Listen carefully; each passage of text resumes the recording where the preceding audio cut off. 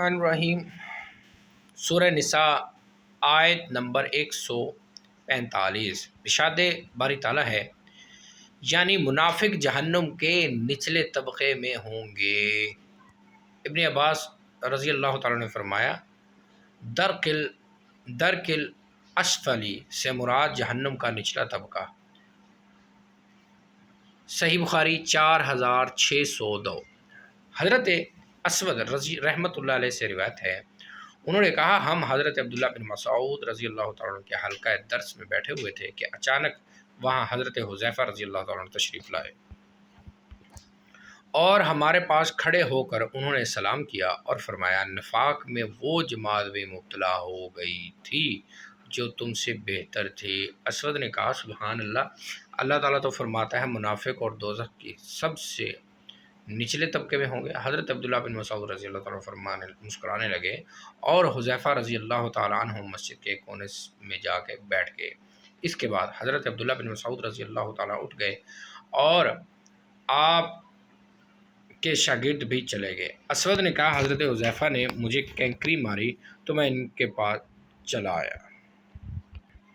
انہوں نے فرمایا مجھے عبداللہ بن مسعود رضی اللہ تعالیٰ کے تبسم پہ حیرت ہوئی، حالانکہ جو کچھ میں نے کہا تھا اسی وقوع سمجھتے تھے۔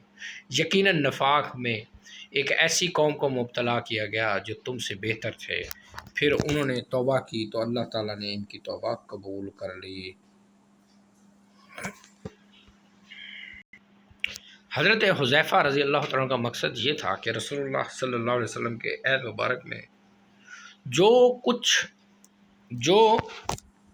میں کچھ لوگ اسلام کا اقرار کرنے کے بعد مرتد ہو گئے اور مرض نفاق کا شکار ہوئے، اور وہ بہتر لوگ تھے کیونکہ وہ صحابہ کے دور میں تھے، اور صحابہ کرام کا طبقہ تابعین طبقے سے بہتر ہے، لیکن ان کے مرتد ہونے اور منافق بن جانے کی وجہ سے ان کے بہتر ہونے کا وصف جاتا رہا۔